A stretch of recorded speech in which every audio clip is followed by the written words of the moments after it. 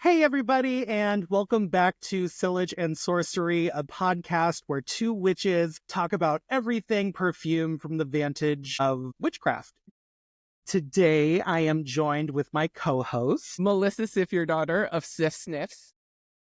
I'm B. Sampson of Venus Invictus, and our special guest on today's episode is Janine Malina from Black Earth Botanica. Hi, thanks for having me. Thanks for being on. We're so excited to have you. Well, I'm excited to be here. We're doing this fun thing. Every other episode, we're going to do an episode where we interview a fellow perfumer because we really just want to highlight indie perfumery and help lift up the community, if you will. So with that being said, I want to ask you, what inspired you to become a perfumer and how did you get started?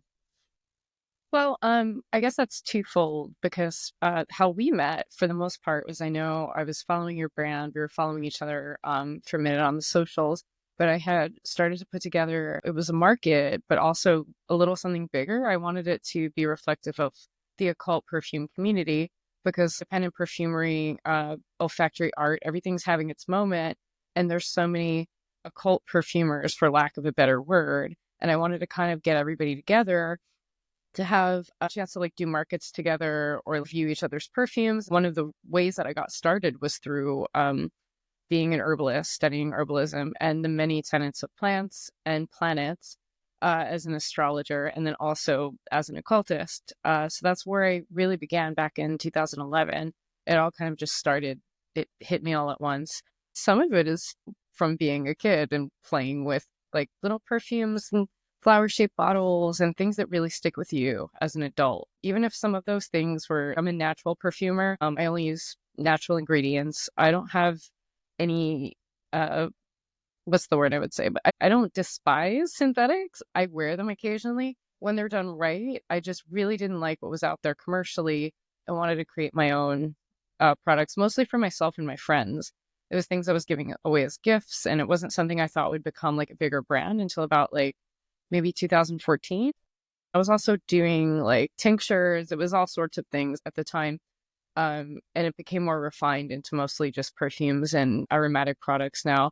It was also because I moved to California. So I was really close to the redwoods. I was foraging all the time. I had access to that more than I do right now in New York City.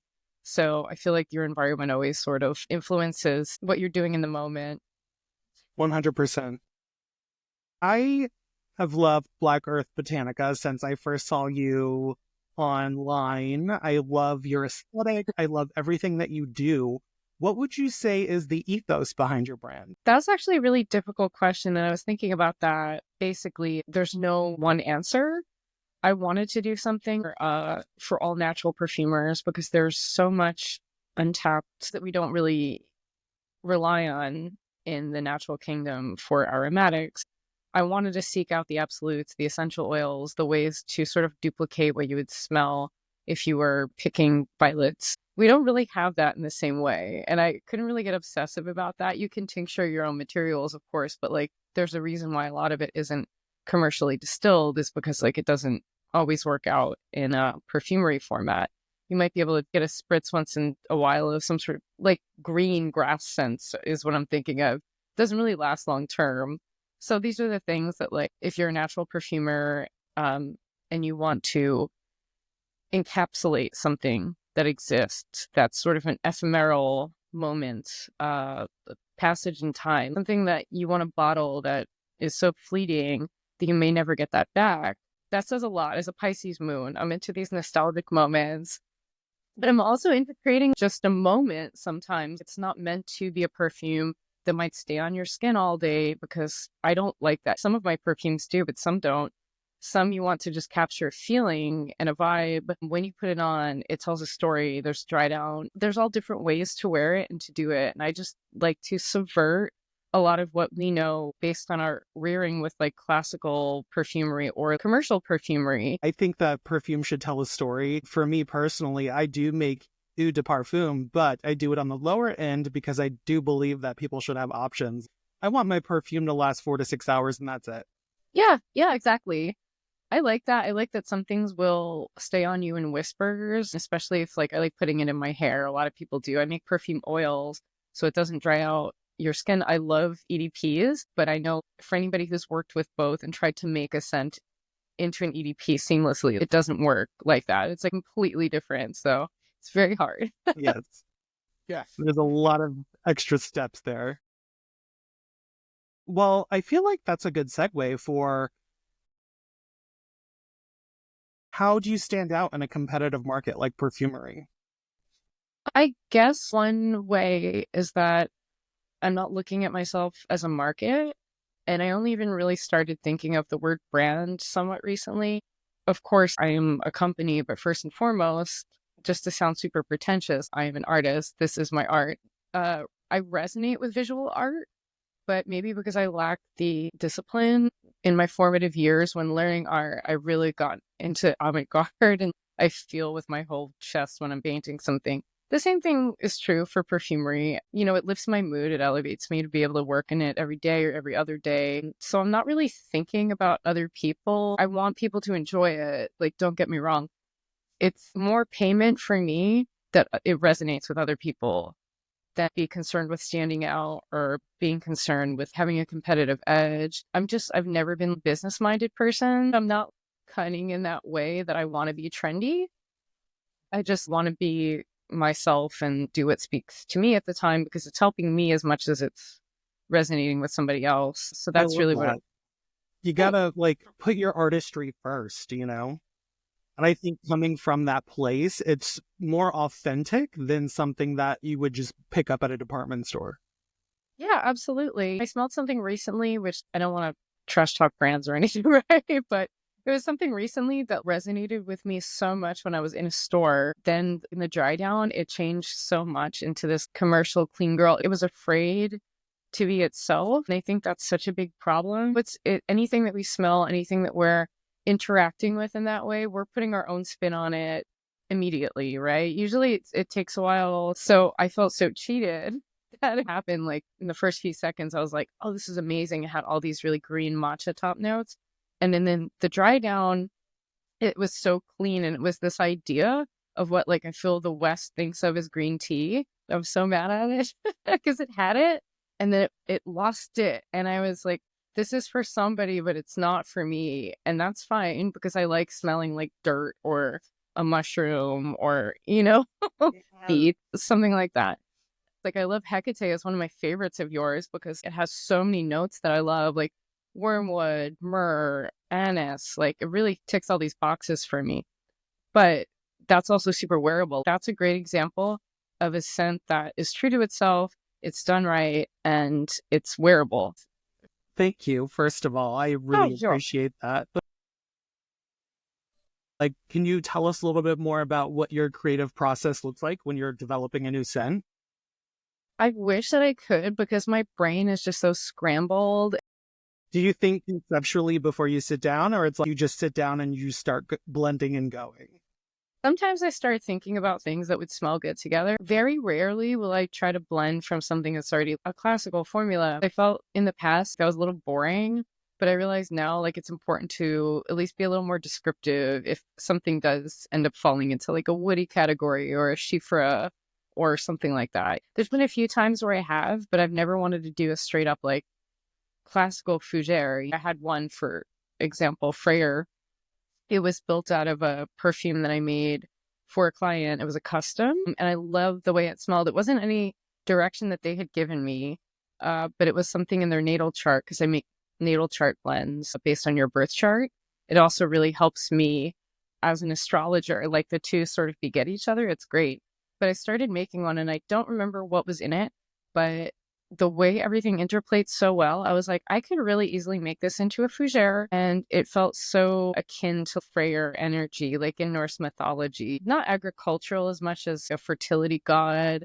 There's all sorts of ways of looking at it. The way my brain processes that information synesthetically, it'll use folktale, magic, astrology, color, scent, and it sort of mashes it all down into one. Like I already love cooking. I love creating cocktails. All of these things kind of go together, Uh, In that way, I wanted it to stand out. I would want to take from a few different vantage points as an herbalist. Like, what is the plant doing in your body? How does the plant interact with its environment? What is it doing in this perfume? How is it interacting with the other plants? So that's also a part of my thought process when making a perfume, and it has nothing to do with aromatics. Does, say, like time of year and what's available factor into your creative process at all? Somewhat. I used to tincture my own plants a little bit more for limited edition seasonal things, or even before I started making a complete line that was like a permanent line or two. That would factor in more, but that doesn't factor in as much. But global demand and weather and droughts and such like that, like those are the things that usually will make costs go up or ingredients unavailable. So that is more like what factors in for me. Real quick, I just want to talk a little bit about the interplay of astrology and these materials. Oh, good. My favorite topic. Because for me, I find that a lot of Venusian coded things that are ruled by Venus smell quite pleasant, quite floral. And I find that things that are, let's say, more specifically ruled by Saturn, a little bit more acrid or intense smelling. Yeah, absolutely. But the way I look at it too, like especially in my work, one of the big reasons I got into this work is because some of the plants that seem to really line up with these things, like look at ambrette seed. If you're smelling just straight up ambrette in and of itself, it's like not ambretolide. So it's not the extract from it, which makes it super musky. We think of it as like a botanical white musk, but a lot of what you find is either synthesized or from insect shells. So when you're getting it from ambrette seed itself, it kind of can smell funky. And it's sort of like you have to get to the musk in your mind a little bit at first before it's blended. It has an interesting interplay of like no mud, no lotus. So I align that with Venus in Scorpio. Hibiscus is in and of itself something that kind of is on the Taurus and Scorpio axis. I put it more on Taurus a little bit because it's an edible. It's something that's like a beautiful flower that's very Venusian. Yeah. But when you're experiencing parts of it in Scorpio, when it's dried, it's this tenderly kind of, when we're seeing it, yeah, and it's blood red, very martial. So it kind of can fit on that axis in many ways. Ambrette seed it comes from a type of hibiscus. So I'm like, alrighty, we're working there. We're getting somewhere with this. But it is that like, it's this misunderstood smell, sort of like it's dark, it's a little woody. It can be hard to work with because it's a little earthy unless you're really understanding how it works. Another great thing about natural perfumery too is that you're not using something that's like highly concentrated that you have to kind of be careful with. You're working with the entirety of its scent and all of its lessons and all of the things about this plant too. Sometimes we'll have these Scorpio Venus moments where Venus is in its detriment in Scorpio. It doesn't kind of mesh with the martial Scorpio vibes, but because if you've met anyone that has like a Scorpio moon or Scorpio Venus, Scorpio is bringing some sort of dark intensity. It's that it feels too much. It's this deep water sign.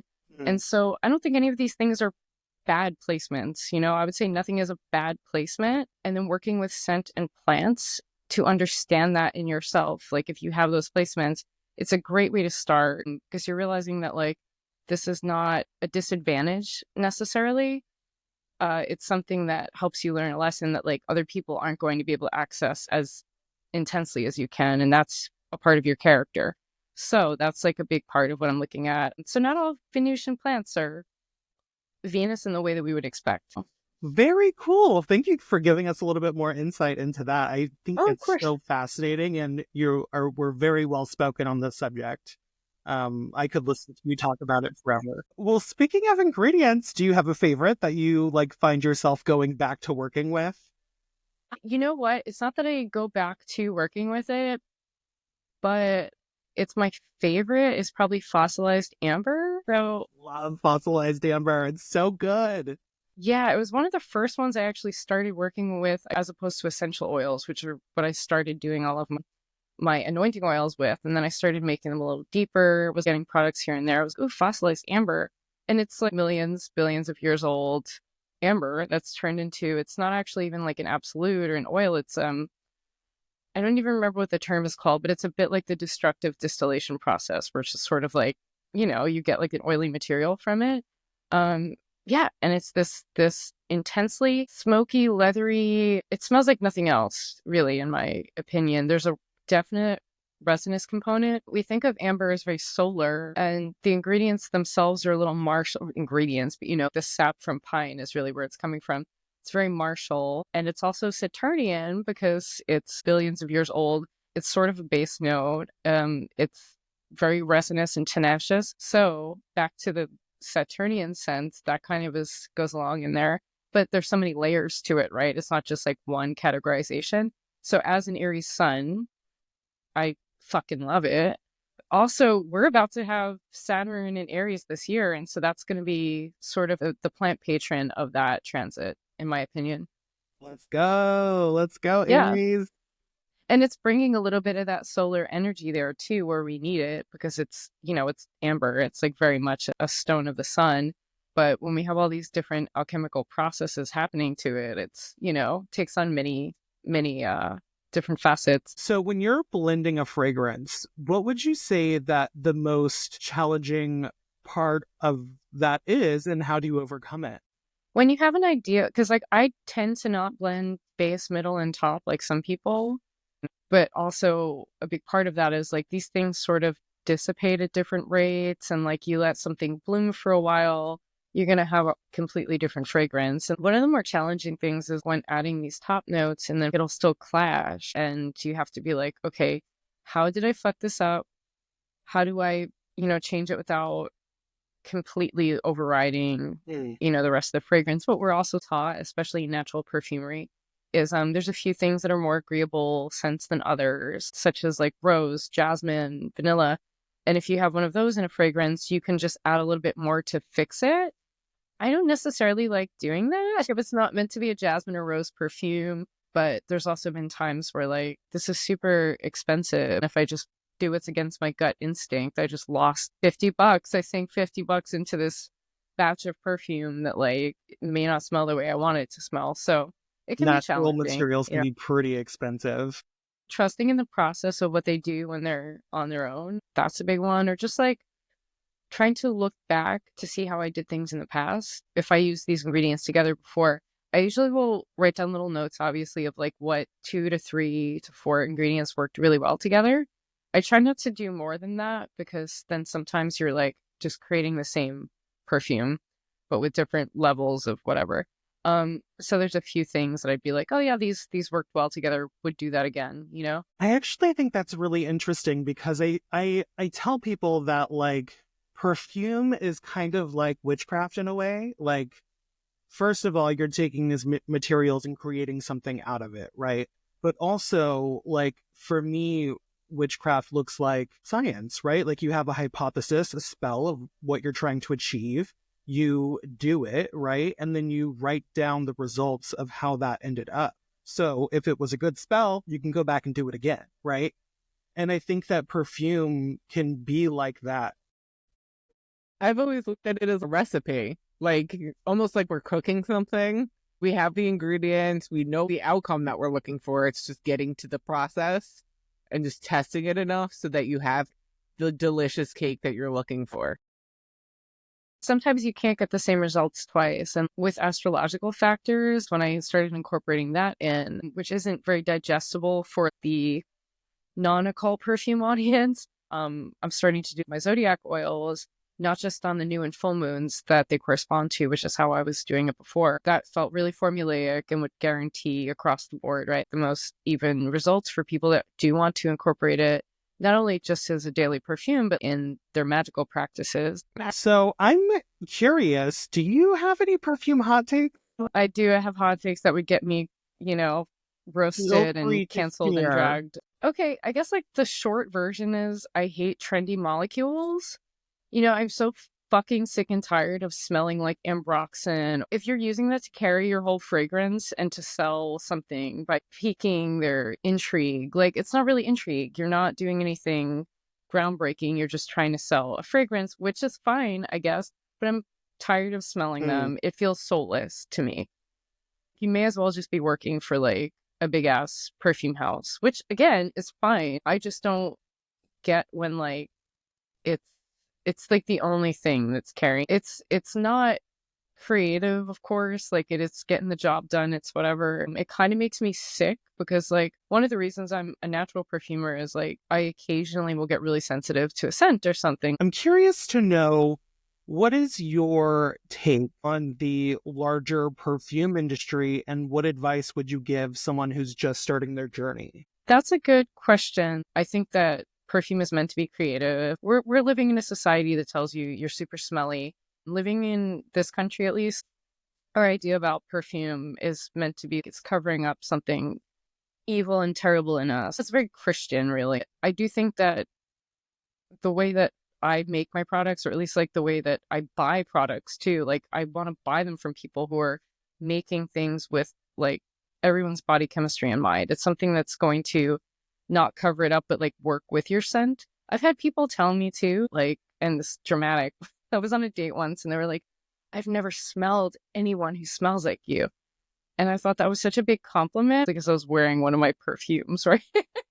I probably smelled like a mushroom, but they really liked it. And they were like, wow, that's so intriguing, right? Which is what it's supposed to be. We're supposed to be able to shake up the industry a lot as the perfumers. So I guess what I would say too, in that vein, is to someone who wants to start their journey is like, don't worry about what's marketable. I want to do it for people who want to be happy. And it's something that might make you happy. And I've had enough friends now tell me that like, I just got into making my own perfumes because I took one of your classes or because of something that you introduced me to. I found so much joy in it and I love it. That's what's important. Don't be intimidated. Give it time, because just like, you know, certain ingredients bloom in a blend, then you have to give it time and let it mature and go back to it and see how it smells, see what to add. Like that's a lot like your perfume journey. That's a it's good story point. that's developing over time. All right, so now for the fun question. I'm amped. Signature scent for a fictional character. What character would you make, and what would it smell like? So I already made this, but I made a Jersey Devil perfume for a Halloween, and that one might make a comeback because, and when this actually goes into what I was talking about before, I liked a lot of what I used in there, which was like labdanum, smoke. Maybe there was fossilized amber. I know there was pine tar. I wanted to make it smoky, smell like the Pine Barrens, and a little spicy. So there's a lot of cinnamon in it, and pepper too. There's a lot of pepper. If I had to make one for like any rapid fire, like quick fictional character, Charlie Brown, I would make an oak leaf, and then definitely like some sort of smell of toast or something that smells like jelly bean from the Thanksgiving episode. Is it what was the name of that one? I would put a little chocolate or licorice in there for, you know, it's the Great Pumpkin, Charlie Brown, and then probably something leathery but vegan, which I mean most smells are vegan in perfumery that are for the football. Exactly. Lucy pulling the football away. Oh gosh, I'm so glad that you got it. But I love peanuts so much because it's our first introduction to the solipsistic goth depression and solitude, all these things that we find as adults. But like it starts off in childhood, right? Being neglected, their parents are never there, being shunned by your peers. Like poor Charlie Brown. No wonder he was my first crush. Like really, this this checks out for me. Something off the top of my head. Perfect answer. I just want to bring psychiatric help for 5 cents. That's what I'm really looking forward to. Because that shit's expensive. But you know, she was not really the best psychiatrist. I wouldn't recommend her in any way. She was definitely not abiding by HIPAA. What's your favorite note to work with?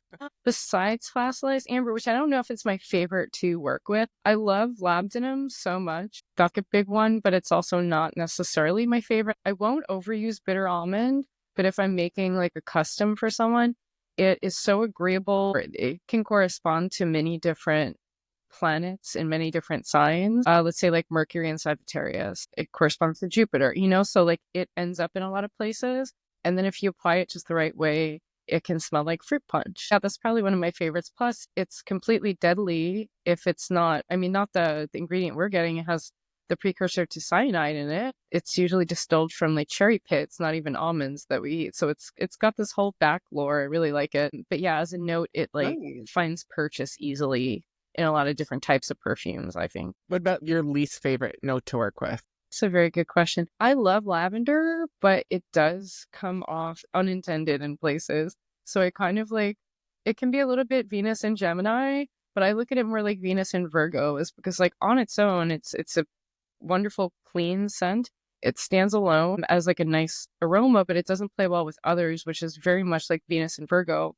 It doesn't fit into the rest of the perfume a lot. And when it does, it's very distinctly, it can clash. It can clash easily, even if you let it sit for a while. So you got to be really careful with where you put it. And I've made lovely things with lavender that do not even smell like lavender. It's like the secret weapon if you're looking at it like an herb and not just like a perfume ingredient. And there's nothing that's like my least favorite per se, but sometimes in a perfumery format, we need to learn what it's doing there and why it's there, just the same way we would be working with the full plant. That's a good point. Like another big part of like what I do is teaching and learning myself from these plants. You know, violet is a great example where we're using the leaf because we can't really use this elusive violet flower. It doesn't really work the way that we hope.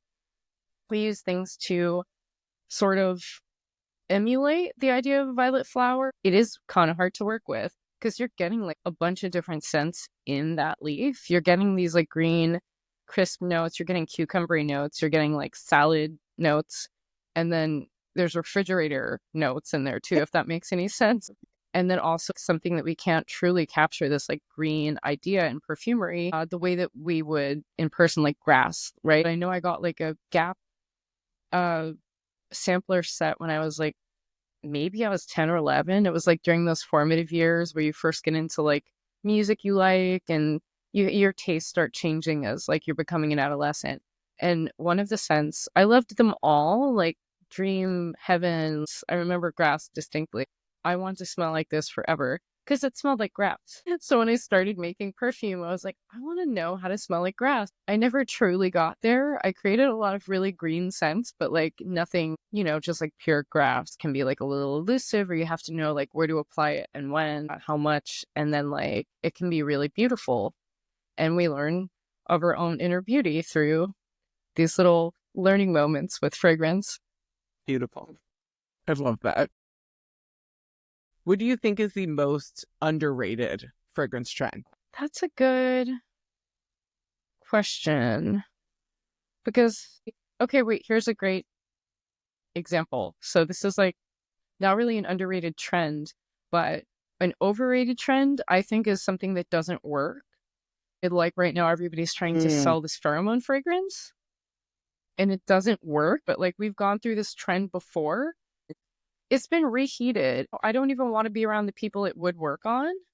I wouldn't say it's underrated. It's Fear and Sundry, but it's the way that it's made. If I went on another perfumery podcast and tried to talk about this, they'd be like, okay, you sound crazy.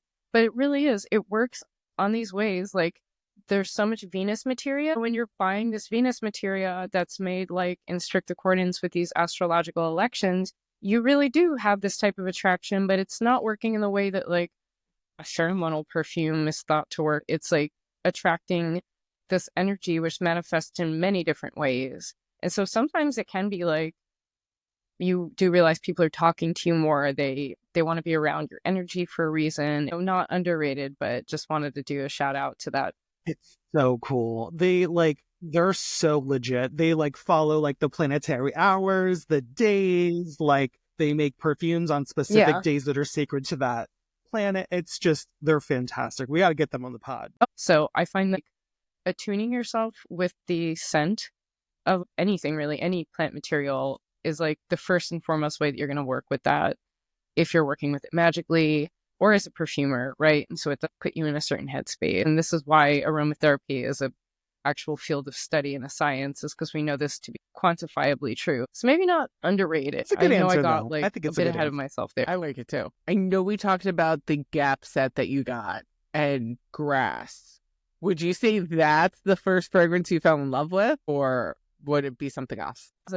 As a natural perfumer and as a Pisces moon, I have all of these nostalgic scents just from my environment around me that are like the scents I fell in love with, such as like sea breeze, like the actual ocean breeze, and then not being able to find that duplicated anywhere, and then trying to work with ingredients that might sort of give the illusion of a sea breeze, right? And never coming close. 'Cause when are we ever going to be able to capture that? Even petrichor, they're not the entire environment in one fragrance. Like, you can't really find that. So that's technically the annoying answer. Is that the first fragrance I ever fell in love with is probably like fresh cut grass or marigolds.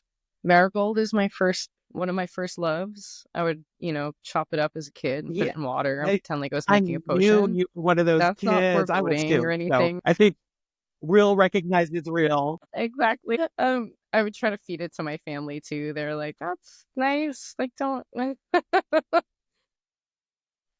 Tomato leaf is another big one too. It's like things you recognize from like being a kid in the garden. So then whenever I see those things in a fragrance, like when Demeter put out all of those scents that were like soil, tomato leaf, crayon, those really resonated with me. And the first commercial fragrance I really fell in love with, probably was Grass by Gap.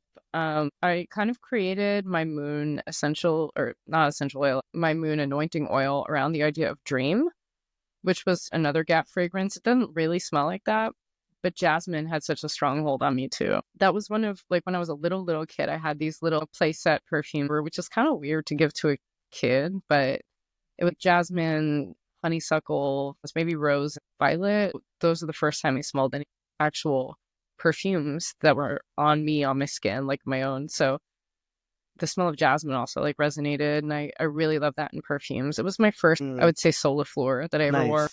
I love jasmine. I'm a jasmine bitch. Yeah, me too. I'm just gonna stay quiet on that one. Do you not? Well, are you thinking of jasmine like grandiflorum or sambac? Because a lot of people associate it with sambac, which I know can be difficult because of the heavy amount of indole in there. I feel like grandiflorum is a little bit more, or like, I love jasmine CO2, and that to me is like jam or candy.